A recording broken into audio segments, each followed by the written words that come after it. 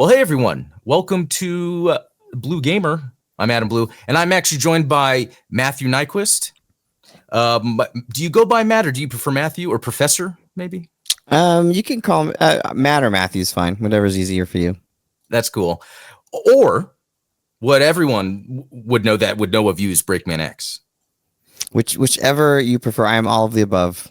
That's cool. Well, yeah, no, it's cool to have you on because to me, this is pretty crazy.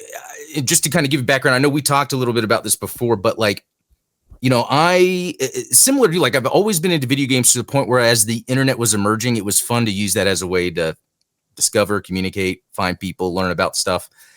And, you know, it was a very interesting time, especially maybe for our generation specifically, because we were getting out of school, going into the real world when the internet was a tool that we could make use of for so many things. And I just remember during this time living on my own. Well, I was in my parents still, but also graduating, moving out on my own, and blogging using LiveJournal. I don't know if you had heard about that back in the day. Mm-hmm. Yeah. Okay. Yeah. So LiveJournal was a way, you know, communicate with friends, but I noticed I would start putting video game stuff in there, you know, and that is then what it was. So going online, wanting to talk video games, I would run into Penny Arcade, Game Facts, and BreakmanX, which I think is crazy because how this then all came about was about, I don't know, earlier this year on YouTube, I'm seeing the BreakmanX channel and I'm like, okay, this is unlocking a memory. And yeah, the way you have the intros of your podcasts, you know, it brings back, you know, that time that's special. Now, I know I've been talking a lot introducing you because this is pretty cool, but maybe from what I've said is true, or maybe do you want to add to that about the early? Yeah, no, that's first of all, it's really cool that it's always fun to hear people remembering like what we did before. Since we've come back, you know, we've had people say those things, and it's really interesting to know that we kind of had an impact on folks. But that time was really, really special online. The internet is completely different now. It's almost in a way like unrecognizable. And, you know, in a small way, trying to bring back a little piece of what that was before. But being able, it was such a Wild West period where everything that you went to was completely different. Like going to Penny Arcade was completely different from going to GameSpot to GameFAQs and all those different websites. Or even like, you know, CNN or wherever whatever mainstream thing you were doing. So, and you could find, for the first time for me anyway, people that actually had the same interests as you. So like Penny Arcade for me was huge because that was one of the first places that I really found like-minded people and Gabe and Tycho. And I guess before that, in 1996, I started on IRC. I don't know if you were on IRC back in the day, Internet Relay Chat. But I randomly stumbled upon this Mega Man IRC. I always loved Mega Man. And that was probably the first like gaming community I was a part of. And it was pretty cool. We all were pretty close and everything, and chatted pretty much all the time. And then there was, I don't know if you ever played Jedi Knight 2. Oh, yeah.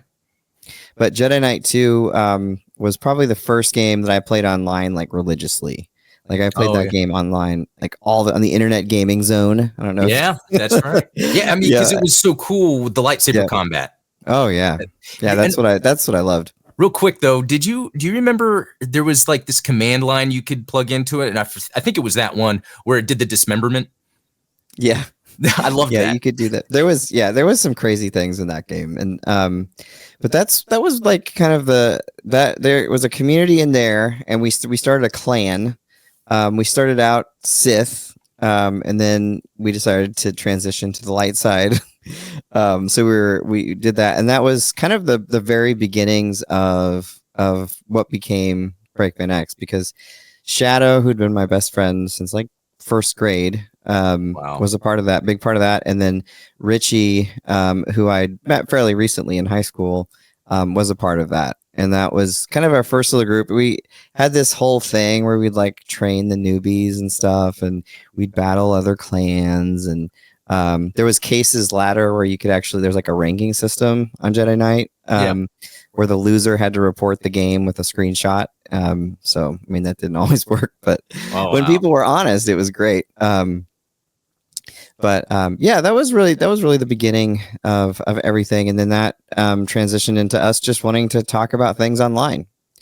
Yeah, that's cool, because then like you started the game talk show, like, was it 2002?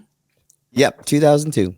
Which is so early, because there's people that do stuff on the radio. Maybe sure people would record something, but things weren't like a podcast then, especially because I don't think the podcast really became a thing until the iPod. I mean, as far as I know, I hadn't listened to any podcasts at that point. And it was basically when a couple of years earlier, when the Dreamcast very first came out, a friend and I tried to do what we called like a radio show, but it wasn't good or interesting. So we didn't even end up uploading it. And then I was just a freshman in college, and Richie was still in high school, but we were talking, we're like, we'd like to do something. We're both Penny Arcade fans. Yeah. And we wanted to put something out that we would just have fun with. We didn't anticipate anyone would listen to it. It was just purely for fun. And so we're like, let's just talk about games and see what happens. And we did. We just talked about, it was a lot about Xbox, because Xbox was fairly new and neither of us liked Xbox at the time. Yeah, it was new. It was big. It was changing things. Yep. That was interesting. Yeah. The big corporate, even though they're all big corporations, but it felt like corporations, encroaching. And so we did our first episode, and I was originally going to put video to it, but they're just bandwidth at the time just was not good enough. There's no YouTube yet, obviously. Yeah. And so video for those first just didn't work. So ended up uploading it audio only, and we put it up, and then there was this internet radio service called Shoutcast. So we put it up on Shoutcast, and we were pretty surprised. People were actually listening to it. And we also found that we were the only show, the only video game talk show, or now you'd call podcast, that we could find. And if someone else was first, please let us know, because I don't want to make that claim unless we actually were the first. But as far as we know, we're definitely the first video game podcast. Yeah. And people started listening to it. You could see the stats, and we started having people. And so we did another one, and more people listened. And then we did, and we just kept doing them, and more people were listening. So then we got the idea of doing it live. And that was really when it got fun, because when we started doing it live, we would get live interactions from people that were listening to it live. And we were pretty surprised that people actually were tuning in live, that they would do it. But we would always have, always have folks that were live. And then kind of our first big thing, I was a huge Penny Arcade fan, obviously. Mm-hmm. And I was like, all right, I'm gonna want to interview those guys. I want to have them on the show. And so, a complete shot in the dark, I emailed Tycho and was like, hey, I just said what a big fan I was and everything, and I'd love to interview them. And it wasn't a very well written or professional email. And he wrote back, and it just said, how old are you? and so I was really like demoralized, but I was like, okay, I'm gonna try again. And this time I used my BreakmanX email, and I wrote it much more professionally. And he wrote back, yeah, sure, I'd love to do it. And cool. I don't even know if he knows that both of those were me, but so anyway, they ended up coming to Kansas City, which is fairly close to us, for one of their earlier convention appearances. And we did we did a video interview with both of them, and it was really awesome. And once we put it up, it got it was like on the Penny Arcade forums, and it was on there was like a pacult.com was a big PA fan site, and that picked it up. But what was probably the coolest thing about it was, like, I ended up kind of becoming friends with Tycho out of it, and we started playing games together. Jack and I together were mentioned on the Penny Arcade front page, because we were playing a lot of Crimson Skies with them at the time. Mm-hmm. And that was like, that could have been enough, like, reward for everything that we did, because that was pretty rad. Yeah. But the funny thing that happened during that time too, so we did the Penny Arcade thing, and I made fun of Halo a lot. I like Halo now, but I made fun of it a lot because of Microsoft, and Penny Arcade did. And so I started getting these emails, and they were very, very specific rebuttals on things I was making about Halo, mostly very technical. And so after I got several of them, I responded. I was like, "Look, dude, do you work for Bungie? Like, what's the deal?" And he wrote back, "Yeah, actually, I do." So we were floored. That's how that started. Wow. Yeah. I was super embarrassed too. I felt really bad. I just never imagined anything that we talked about, the people that actually made it would listen. So the fact that someone that made the thing I was kind of making fun of listened was really shocking, and also made me feel really bad. So I apologized profusely, and gave Halo another chance as he recommended, and ended up liking it. And then he was on our forums all the time commenting about different things, and he would take Halo 2 ideas that people would post on the forums and talk to the Bungie folks about it the next day. And then we ended up doing a live Halo 2 interview with him a couple months later. It took a while for the Microsoft lawyers to figure out exactly what we could and couldn't talk about. So I had like a list of things that I couldn't mention. And so we planned all that, and the Penny Arcade thing it broke our server. It shut it down because there's so many people. And then the Halo 2 thing, if you even listen to it, I mentioned people are having connection problems because we just had too many people that were trying to listen, and then our site went down, and it was we changed hosts after that and everything, got a bigger host. But that was kind of the big introduction for us to the actual gaming world that we kind of became a part of. And we had and I still talk to Greg, the Bungie guy, and I teach a video game class at a college, university here, and I have him speak to the class. Wow. And Tycho, especially, I've stayed in touch with over the years.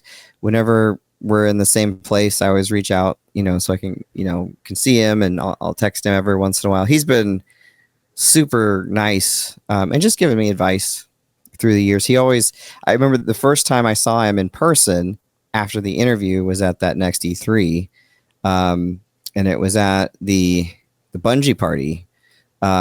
Greg got us into this Bungie party that he said, I think 34 people got invited to.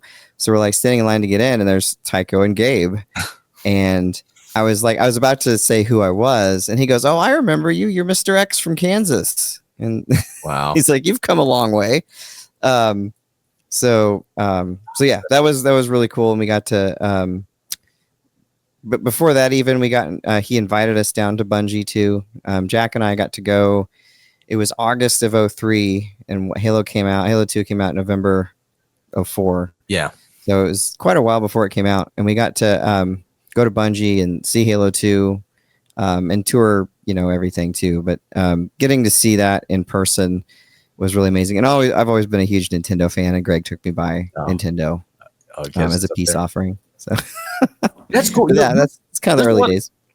Cool stuff about that, because a couple things just thinking back there, and I don't know if you were thinking this at the time, but it's not like there was, and not that you were looking for this, direct contemporary competition to what you were doing, because like you said, the other sites or resources were different. Did you ever hear of Evil Avatar? Yeah. Uh-huh. Yeah, that was another one of those at that time, but that was, you would go there for that type of gaming discussion, or that type of news or whatever. And I feel like the other thing too you brought up was there's two instances where, when you put yourself out there online, especially when you're younger, sometimes you don't understand what sort of etiquette, and you don't mean bad.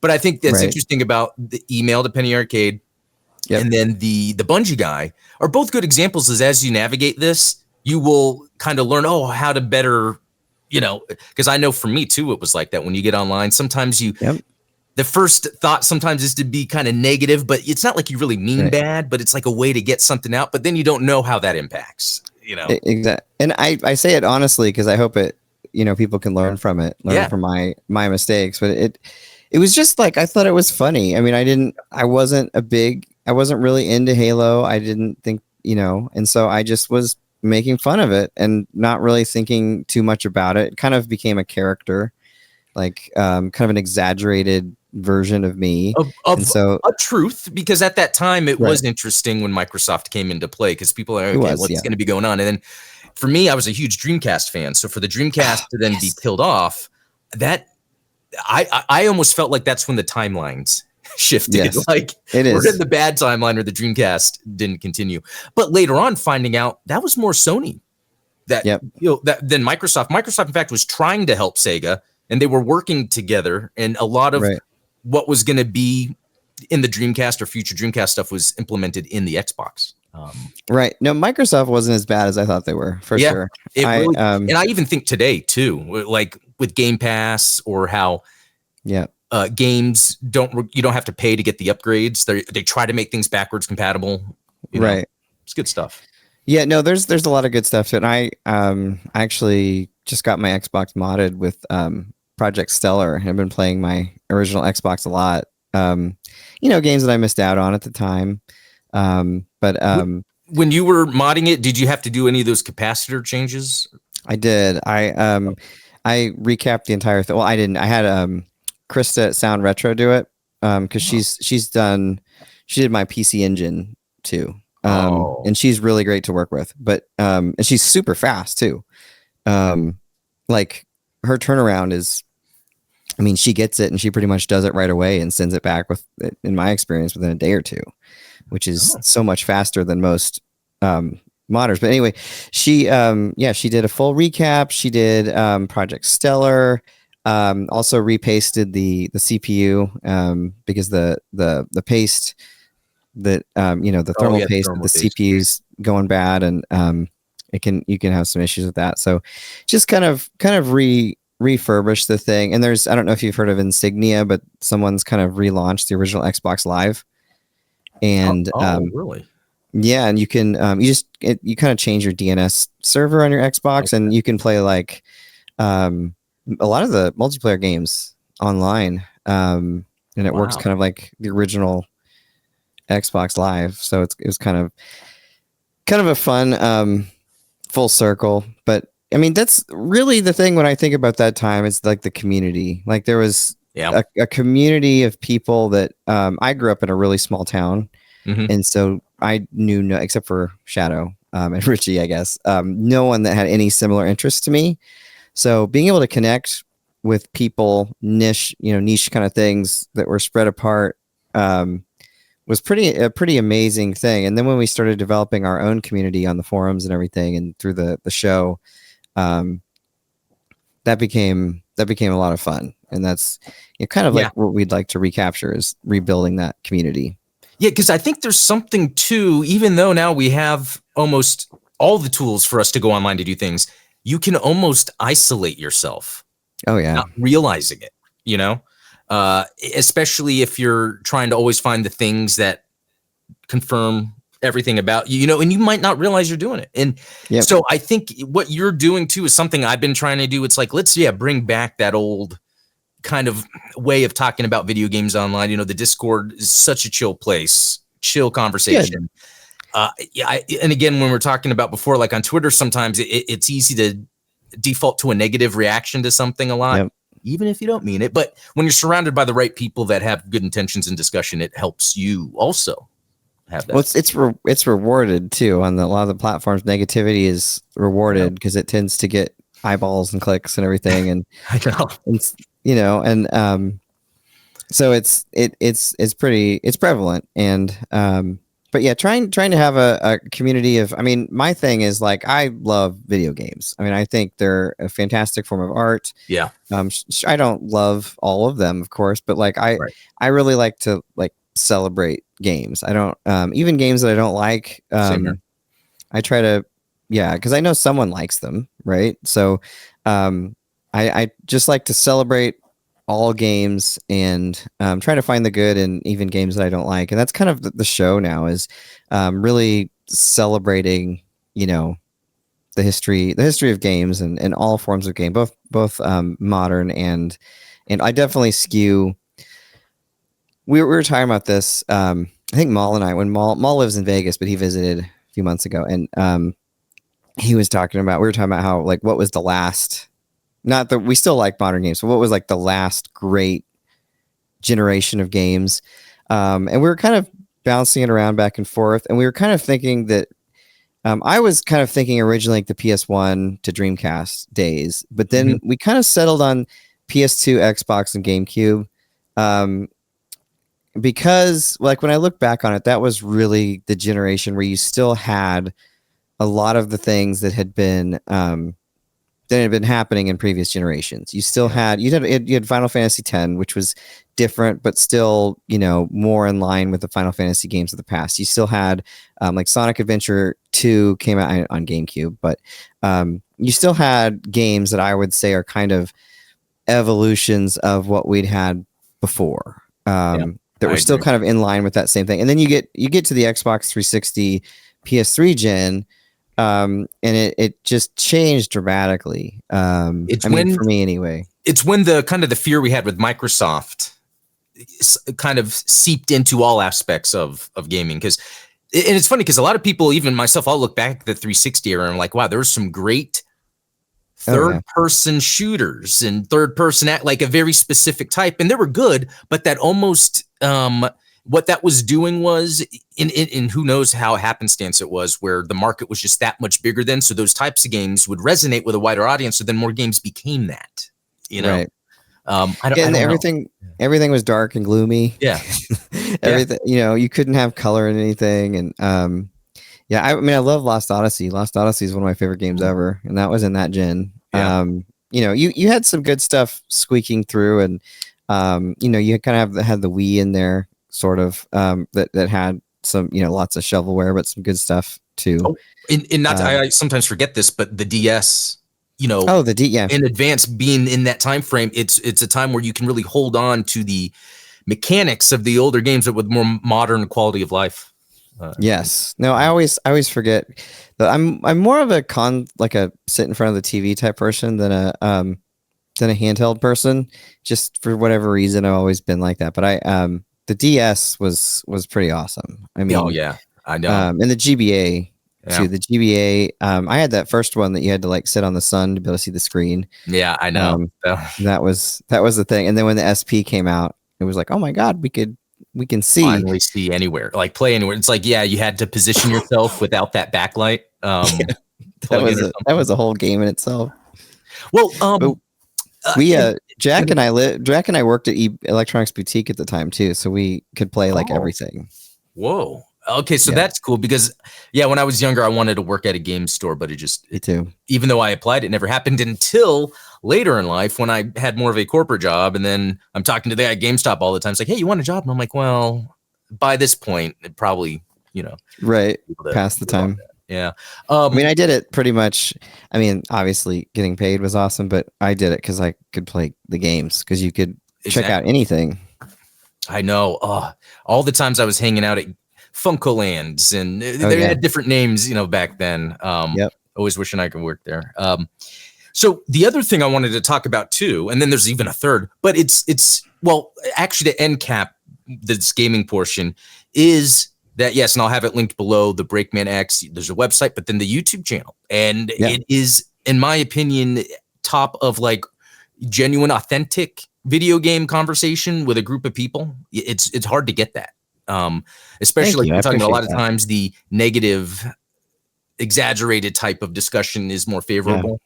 So I think it's great. Yeah, again, link in the description below. But the other aspect that is awesome to me also is the filmmaking side of it. So, you know, back when, you know, I knew of BreakmanX, it was like the enigma, and there wasn't like a person at all. And then seeing when you came back and then looking things up, it was like, oh, you went to USC film school? Yes. And I mean, that is like, it's funny. So I interviewed David Jaffe on my channel. I saw that. Oh, okay. Yeah. And he went to USC. Very cool.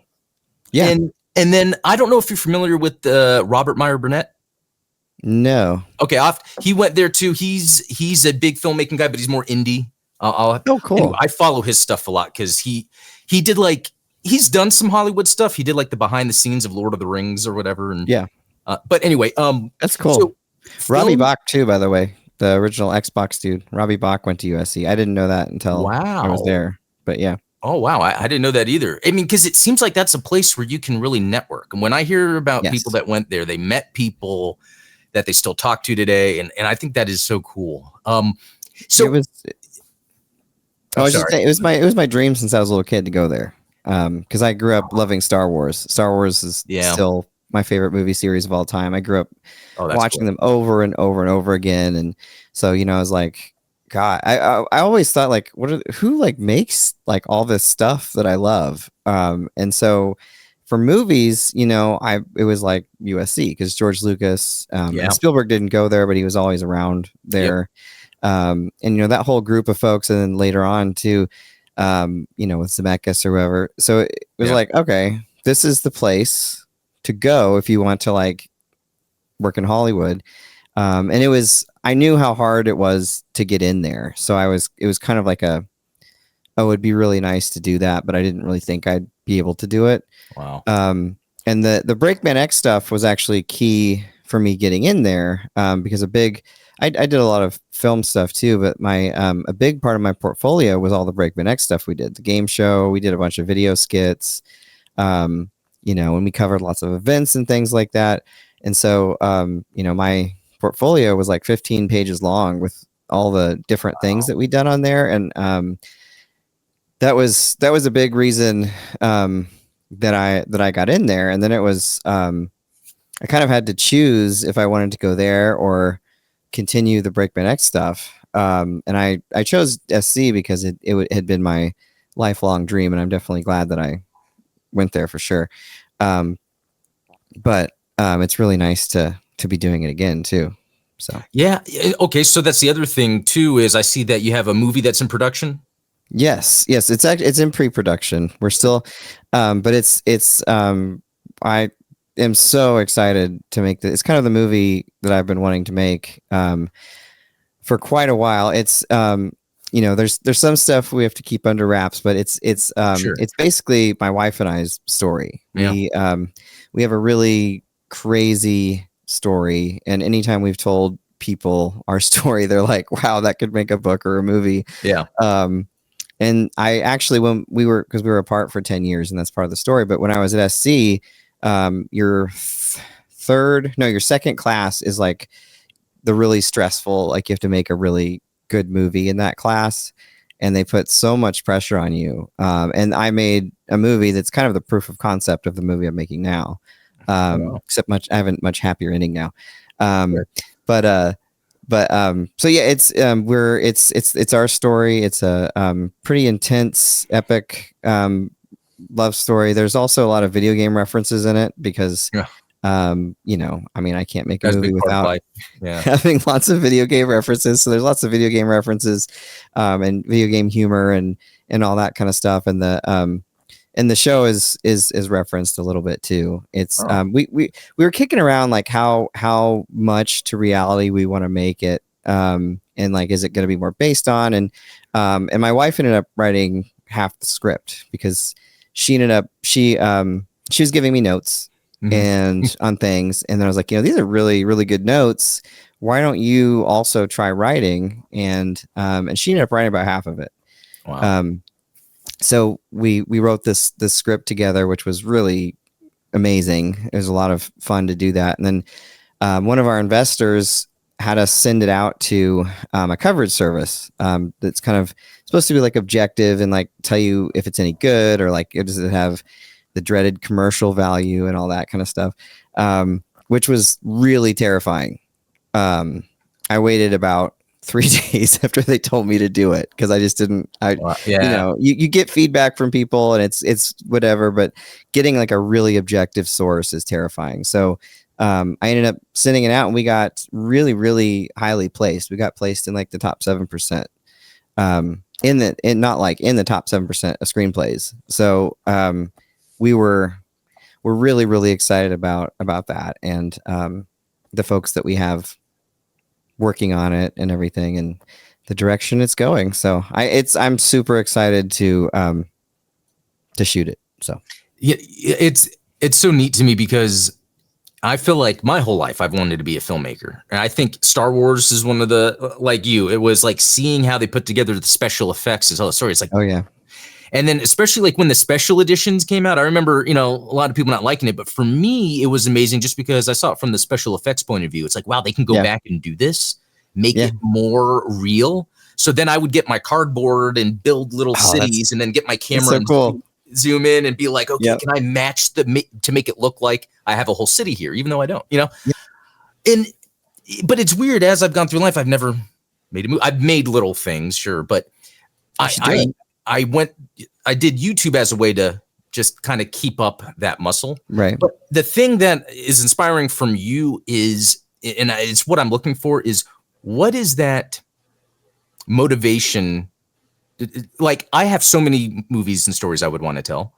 Right. Some of them are usually like huge budget. Yeah, I need to sit down and think of a small thing, but what small thing would motivate me?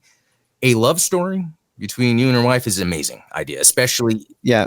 And like, that's almost it. And so I'm trying to search for that. What is that thing that is very important to me that I could easily make into a not that it has to be a low budget film, but an easily filmable film? Well, you just have to, I mean, for me, it was like kind of, I'd been out of the filmmaking game a little bit. I worked with, right out of USC, I worked with this producer, Fred Roos, and I was producing was the thing I was least interested in when I was in school, because I thought it was the most stressful. And I got this opportunity to interview with Fred. And so I went to the interview, and I didn't think I had a chance at it, but I was like, it's a good opportunity. You can say you've met him, because he'd won Academy Awards and stuff. And I knew that he'd produced like The Godfather 2, and he'd done The Godfather, most of Coppola's stuff he'd done. Oh, wow. And so I go into the interview, and he goes, so what's your favorite movie? That was his first question. I go, well, Star Wars. That's why I want to make movies. And he goes, really? Did you know that I cast Star Wars? And I was like, no, I didn't know that. And that was before he was a producer, he was a casting director. And so he told me how he cast Star Wars, and how, everyone knows George Lucas didn't want Harrison Ford, but he talked about how he basically kind of snuck Harrison Ford in, because and Harrison Ford actually told this story on an interview with Favreau recently and mentioned Fred, which was pretty cool to see. But Fred hired him to work on the door where they were doing the auditions, because he was a carpenter. Yeah. And he's like, George, he's already here. You might as well. And once you see Harrison Ford as Han Solo, you know who you're going to pick. So anyway, getting to work with him was ridiculous. Like it was like film school too.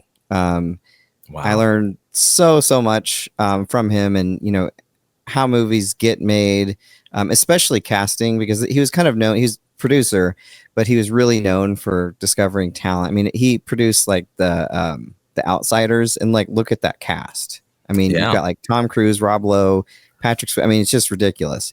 And he was just really good at that sort of stuff. And he knew everybody.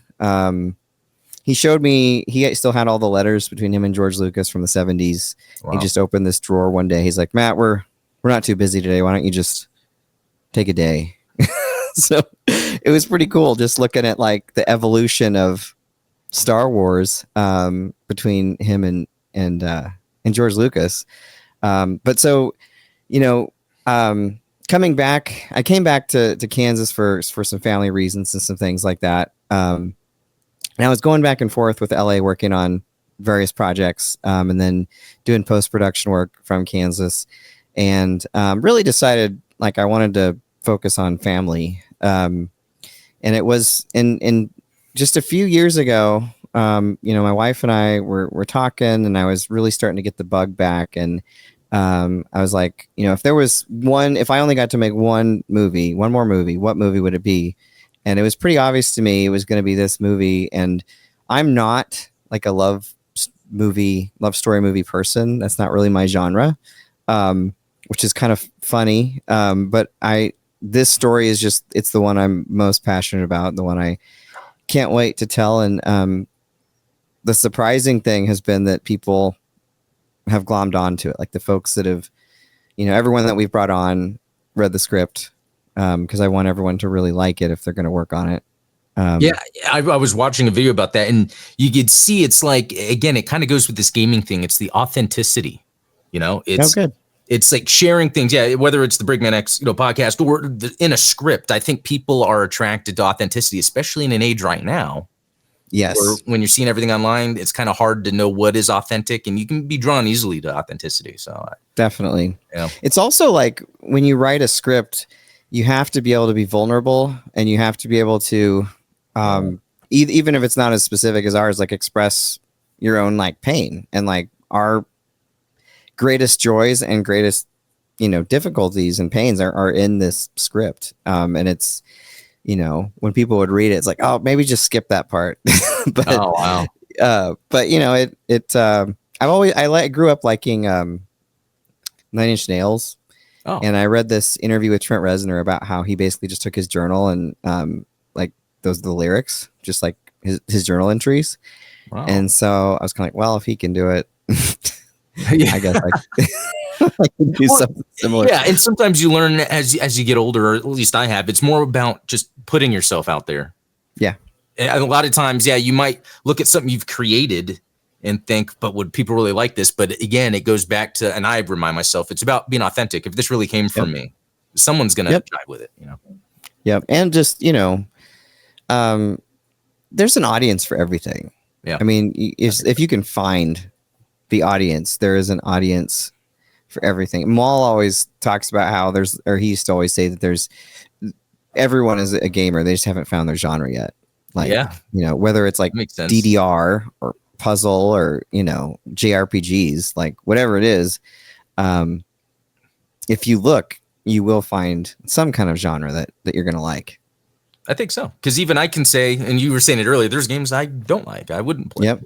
But it's cool because then there's others that could play it. And that could be the gateway, the doorway for an indie dev to come in and do what we've been seeing nowadays, where these indie devs are able to come in and make games that don't look like, the AAA games in terms of the art direction. Right. And that gets people interested. Indie games are great. I love indie games. Yeah, I know. Me too. And that's another thing that came from that Xbox era with the arcade. Yep. Was this easy access to these games. And I think that was another interesting part then, because for good or bad, that also changed the trajectory of gaming. Especially if you look at like the Nintendo eShop and it's full of, these cheap shovelware games. Great games. It's interesting. No, there's a lot of, they're trying to filter that out, supposedly. Yeah, I heard that too, which it's one of those things where you just got to figure it out, because I bet Nintendo didn't know what it would be, especially going down the path of things I'm not too familiar about, but, porting, when it comes to porting to different platforms, a developer or publisher has to think, oh, is this worth the time and effort for Nintendo, when even EA was not on Switch, weird stuff like that. Well, and then like, how do you figure out who to leave out too is another hard thing, because that, they had the Nintendo seal of quality or whatever back in, the 80s, and they had pretty strict guidelines of how things were made on the NES. But it really opened, with the internet democratizing everything, like the idea, I think, was that the cream would rise to the top. So you just let everyone do whatever they want. But people have gotten really good at marketing and figuring out how to get something that is terrible, that's like 99 cents, and get it. And there's ways of gaming it, that I think they're figuring the other out. dark side of, being online with social media might be easy to buy into something that that would, keep you away from quality stuff. I was just watching this thing about how social media has, we don't think anymore, because everything is just put in front of us like immediately. Like you go on YouTube and it's just like, watch this. You go on Instagram, look at this. You go on Facebook, talk to these people. And we don't, like in the old days, as old people, you would go, okay, I want to go to Penny Arcade today. And you would type in Penny Arcade and you would go there. And then you want to go to GameSpot. So you type in GameSpot, you'd go there. It wasn't like, watch this sensational thing. Watch this sensational thing. It was all intentional. It was all intentional. We had our exactly. intentions. And even, do you remember like there was N64.com and then IGN bought them and then it became IGN's? Yeah, like that was the same thing. You would go specifically to these. Yeah, those were great. That was a great site too. I remember reading all the Ocarina of Time stuff back in the day, reading about people playing that at E3 or CES, wherever it was. And like, I was so like excited and like just chomping at the bit to be able to play that game. I know. And you were playing it again recently too, right? And you said it still holds up. I guess with the improvements. I hadn't played it for longer than I thought, actually, and I just decided I was going to give it a go. And because I've heard several people say recently, like if you go back and play it, it won't hold up. And I first tried playing just the original version just on my N64. And I feel like it does hold up. The only thing that bothers me about it is that it's locked at a 20 FPS. Yeah. And I'm particularly sensitive to frame rate. I get motion sickness at low frame rates or inconsistent frame rates. It took me forever to figure out that's what was causing it. Yeah. And that's so that bothers me a little bit. So I ended up I don't know if you've heard of the decompilation projects. Oh yeah. But and they got I think they got GoldenEye done. Yes. Yeah. And so playing Ocarina of Time at 144 frames a second with you can get like you can put like the 3DS graphics in there, which I think are really good because it's based on the original art style. When you do it that way, it's amazing. I mean, it holds up super well, and it feels so fluid. Like it was pretty astounding. That's a good topic of conversation because when I have a Switch, but when Tears of the Kingdom came out, I was like, this is not going to run good on the Switch. I know. Yeah. So I just emulated it on the PC. Yeah, that's what a lot of people do. But I didn't finish it because I'd rather play it on Nintendo hardware. But then I was like, you know what? There's going to be a Switch 2. They're going to have a graphical update, and they've confirmed that luckily, and so I can get back to that. But it was that and A Link's Awakening, the remake. Yeah. That frame rate too, yeah. But it's weird because I have a pile of games that I'm waiting to play on Switch too. Yes. That I'm right there with you. Like the Calamity War, the Hyrule Warriors. Yep. But it's cool to hear you say that because I think sometimes when people get into frame rate discussions, it's like, oh, you just want the best frames. And it's like, no, it's to have a very consistent and smooth experience. Yeah. The frame rate can pull you out or make you sick. And I think my wife has the same issue.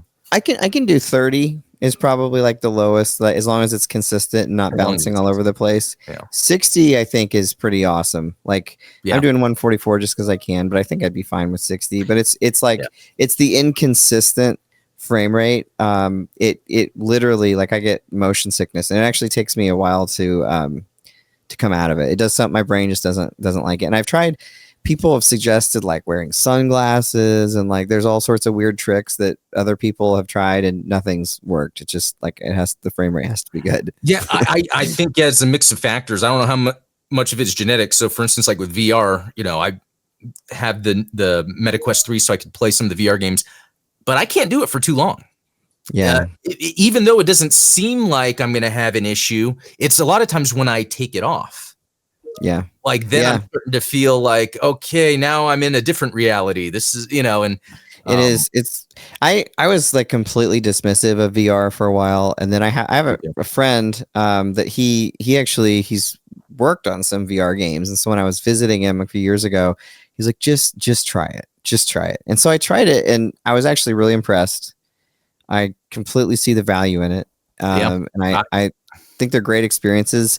I, though, would struggle to play it for long periods of time because I didn't get sick, but I could feel like if I did this for a while, I would probably get pretty sick. So and I think I could be wrong about this, but I also don't think it's probably good to do it long anyway. Even considering the VR screen headset, like right up against your face. Yeah, and how much your brain is having to, I guess, figure out what you're doing. I don't know if that has, but the funny thing is though, the kids play the VR, but they have, a certain battery life. So usually they're done with their activity within a certain, but I think the younger kids are easily able to adapt to that. So that's probably another thing. We didn't do it as much when we were younger. Probably haven't adapted to it. Exactly. That's why the NES and the Genesis and everything just rocks. Yeah, and why kids sometimes can't stand looking at those graphics. They're like, what am I looking at? Well, it's funny because I teach a video game class and I have them start with Atari. And cool. I've found that they really like Kaboom. Like, I had students like that, you know, are young, like Gen Z, Gen A, and they stay after class playing Kaboom. So cool. Apparently good games are timeless. Yeah, I think so, especially if you are able to find that gameplay loop. Yeah. And then makes you want to play.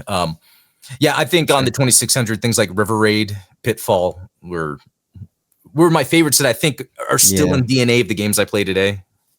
Aside from the shmups. I love the South Park that they have Pitfall in. I don't know if you've seen that. Oh no.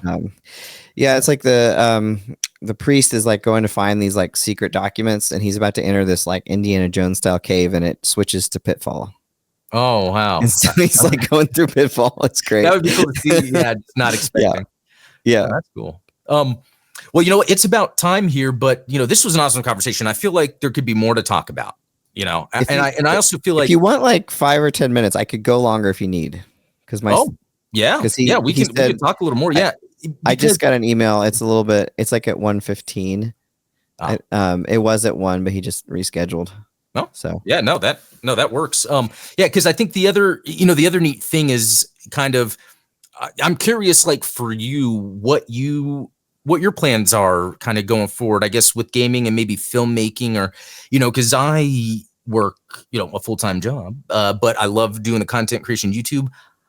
And it's funny because like I talk about wanting to be a filmmaker, but I do love covering games, and it's more fun. Of sometimes you, and I guess what I'm trying to get at is sometimes you feel like it's a career path, but it could just be a hobby, and that some people, their hobby is to talk with others about, you know, gaming, movies, or whatever. What have you thought about doing for your future around games and movies?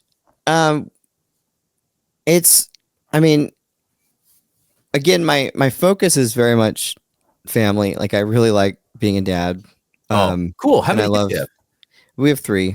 Same here. So, awesome. Yeah. Congratulations. It's a lot of fun, as you know. And so like the thing about doing filmmaking is, you know, as we always called it at SC, it's not a career, it's a lifestyle. It takes over everything. And it's been like that, you know, with Eyes Open, and but still making sure to do all the kid stuff. But so that's my priority. Whatever is going to allow me to do that. But beyond that, in terms of the gaming stuff, we're this all came out of the movie, actually. So we were doing the movie, and someone suggested, like, well, why don't you post some old BreakmanX stuff, since there's like a couple references in the script. I was like, well, okay.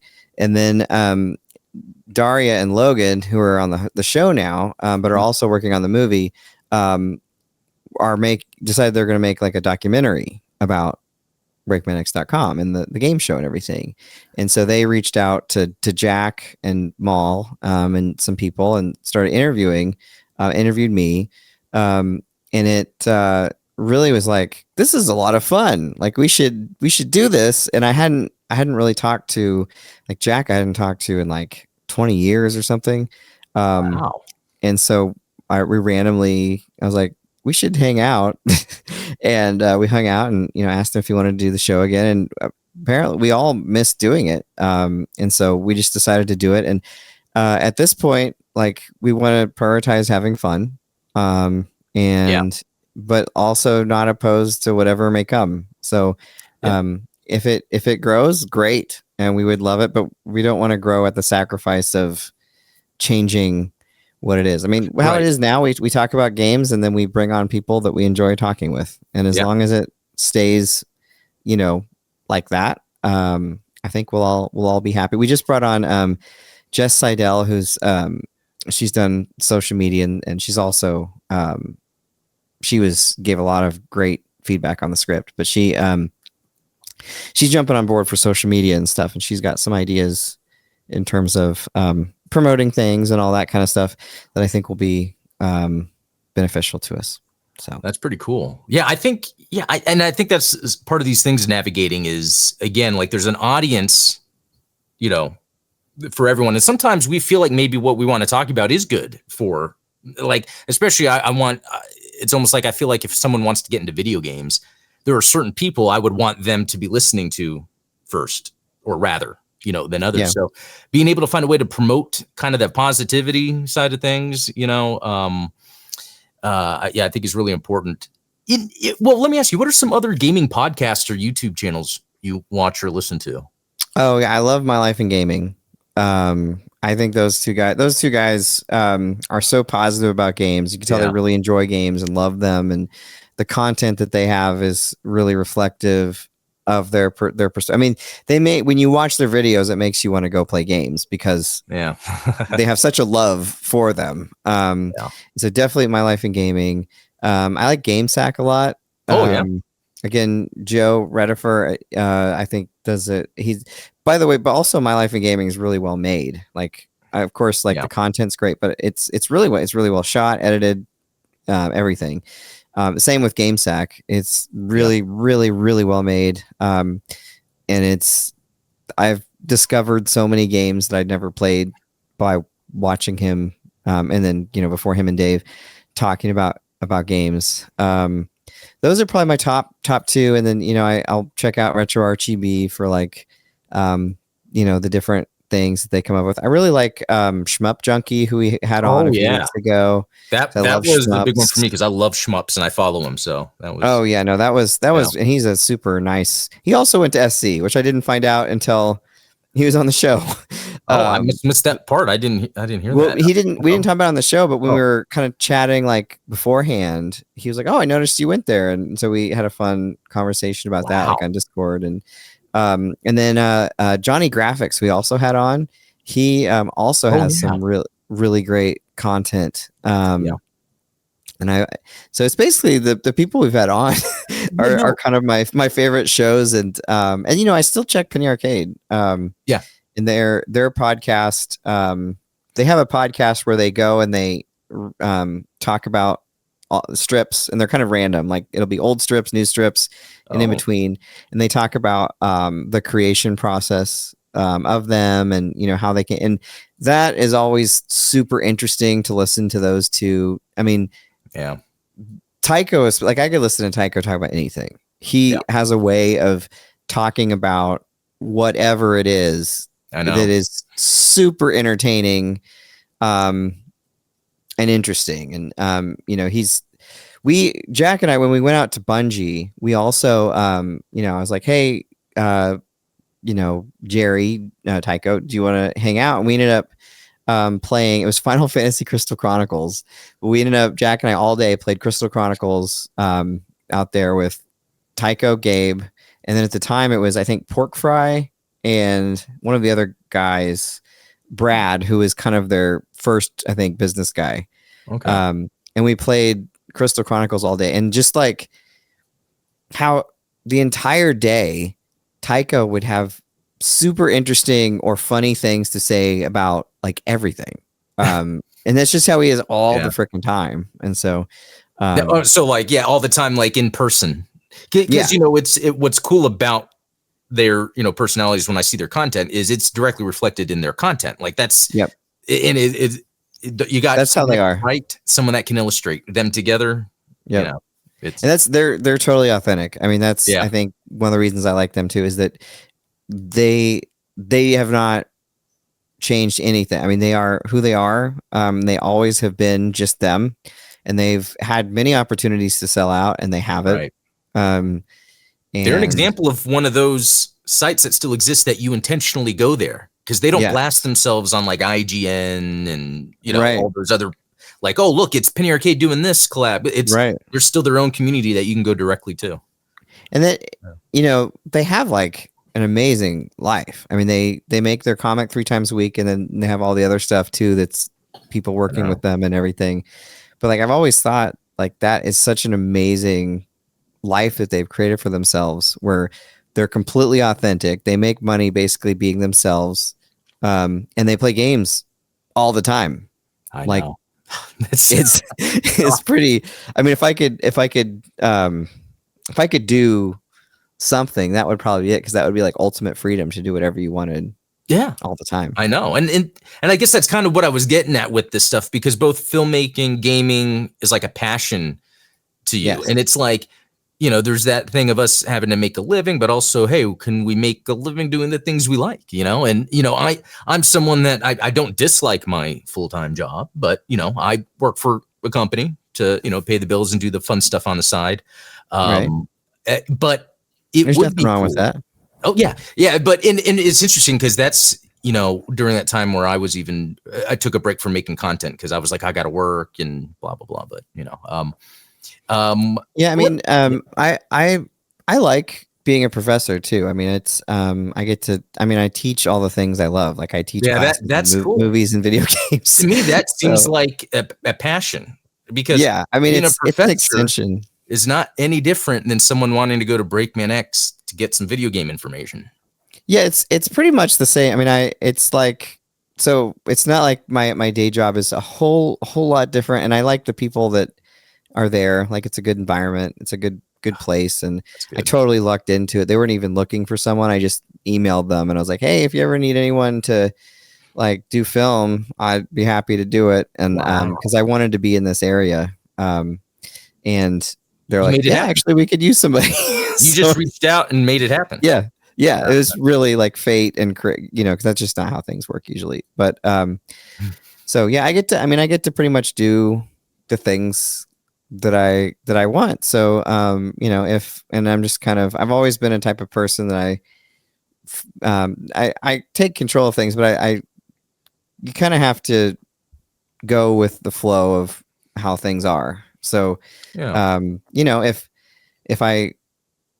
who knows what's going to happen with different things. I mean, like if the movie does amazingly well, then that would probably change my focus. If the game show picks up and kind of gets back to where it was before, you know, then I might change my focus. It really kind of depends on how things go. But I mean, like I said, I like doing film. I mean, yesterday we did cinematography finals, and what I have them do is they recreate two shots from a movie, and that is so much fun to like spend a day with folks recreating shots from movies. I mean, that's fun. So that does sound fun.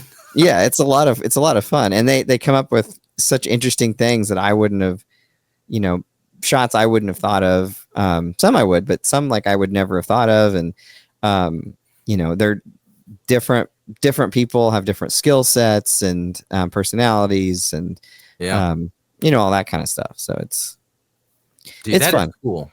One day, if I happen to be up there and you're doing some sort of project, dude, I would love to, because I think that was when I was talking about making a movie. It's like I feel like I need the thing to be like the mission. Here's the mission, you know. You just kind of have to like I started Eyes Open with just starting to write the script. I was like, and I started with the most difficult scene to write, and I just plowed through it, and it worked out pretty good. And then it kind of went from there. And you have to get people that you collaborate with. Like I have a lot of fantastic. I mean, Jess is fantastic, and we have so many. And then our cinematographer, Elle Schneider, getting her on board was really big towards the beginning, because she has a lot of professional experience. She shot for like Disney and Apple and Sony, and I met her completely randomly at a party in 2009, and we hadn't spoken, and I was like, hey, so I've got this script, which, you know, and she ended up really liking, and I didn't know she was a gamer. But there's a particular scene in the movie where all my friends and we're all kind of hanging out playing games, and she was like, that is like my friend group. Like that was what I was like growing up. And I was like, I had no idea you were so into games. So that worked out, you know, really well too. Has there been either a movie or TV show recently that you were super impressed by? Recently,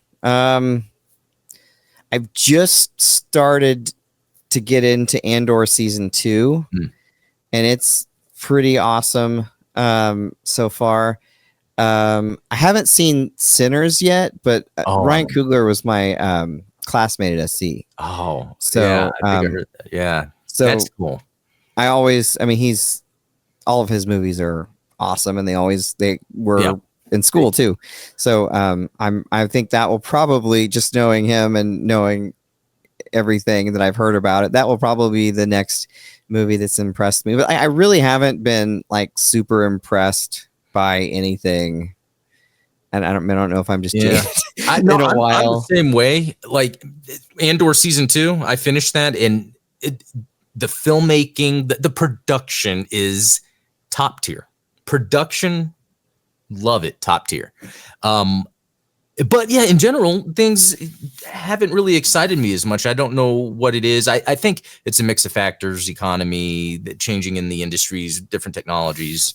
You know, one thing that was kind of interesting was there's a sequel for Rosemary's Baby on like Paramount Plus, which sounds like a terrible idea, but it was actually pretty good. Oh, yeah, I didn't watch it. So my wife and I watched it, and I was actually like, because I was expecting it to be really bad. And it was, I actually thought it was pretty well in terms of like making a sequel to a classic movie that you could really screw up. I thought they did a pretty good job.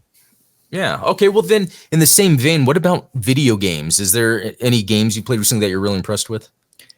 In terms of modern games, because that is hard when it comes to modern games. The new Indiana Jones game is pretty cool. Yeah. What did you like about that? Circle. It feels like you're Indiana Jones. Yeah. I mean, I grew up loving those movies. And Same. it's basically like another Indiana Jones movie where you are Indiana Jones. And you can even say it's better than one of the movies. And also another game, Stellar Blade, which is a little bit older, but no, that's pretty June 11th on PC. Oh yeah, I saw that. That's a really cool, fun game. I'm finally getting to play Rebirth with the movie. I got really behind on playing games, so I finally had a couple hours to play a little bit more Rebirth. And Final Fantasy VII will always be, special to me. So that's cool. Yeah, but what about like the game Clear Obscure? Because I know that's like a big deal right now. I have not played it yet, but I've seen people talking about it. Yeah, so I played it, and here's the thing: I don't generally play JRPGs. I'm not necessarily a fan of turn-based combat. I never have, but I'm trying. Like I started Chrono Trigger recently, and if anything's gonna get you. Oh, so far I'm liking it, but so I like some turn-based, like when it's like a tactical game, like a strategy. Yeah. But the thing with Clear Obscure is interesting is it plays, from what I hear, it plays like a Final Fantasy style turn-based, except the game has the parry system of souls, right? Which is interesting. So and it's on Game Pass too, isn't it? That's how I played it. Otherwise, I wouldn't have tried it. Which is another good thing about Game Pass. I'm pretty sure I had it downloading. So it's an indie dev studio. The art direction is really cool. Even though it's not my type of game, that is the type of game I want to see do well. You know what I mean? It's any genre can be done well. Even genres I don't particularly like. I do have to go pretty soon because I have to meet with somebody at 1:15. Yeah, no problem. But this has been a really fun conversation. I really enjoyed chatting with you, and I can't wait to have you on the show on I the can't 21st. wait. I feel like there's so much more that we could talk about. So yeah, we should continue to collab and see what comes of it. Yeah, definitely. I'm down for whatever.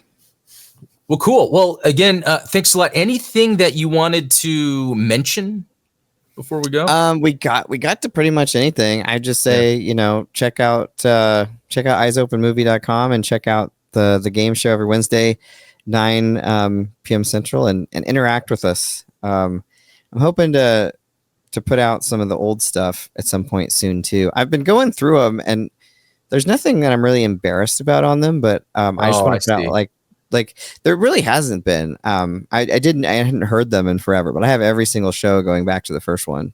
And I lost my stuff. I was lucky. I had a backup, and they're all on there. And I had this transcript software make transcripts of all of them, so I could kind of read through them. Wow. It took a while for it to do it, but yeah, that's how I found Leonard J. Paul. I hadn't thought about that for a while, and he was a really fun person to have on before and this time. So yeah, that's cool. Yeah, I love composers because that was the other thing we'll have to talk about later. But music, because I saw you like playing guitar. Oh yeah. No, I that was actually my I'll say this one thing, and then I'll head off. I had like a 3-way path I could have taken. I had BreakmanX, and the USC thing came up, and then I was developing an album too, and I had actually it was a small label out of Detroit, but I had like a record label offer to record this album, and I ended up deciding. And I have one song that's from like 2006 on Spotify, Apple Music, etc. And oh wow, I'm gonna finish the album sometime. Yeah, link to that later. I want, because I've recorded in a studio also. Cool. Another thing. Music is another thing that could be another conversation later. That's awesome. We have a lot of the same interests. That's really cool. I know it is. Cool. Well, yeah. All right. Well, I wish I didn't have to head, but I gotta. No, I appreciate it. Can't wait to be on your show next week, and yeah, rock on. All right. I'll talk to you later. All right, man. I'll see you. Thanks. Bye.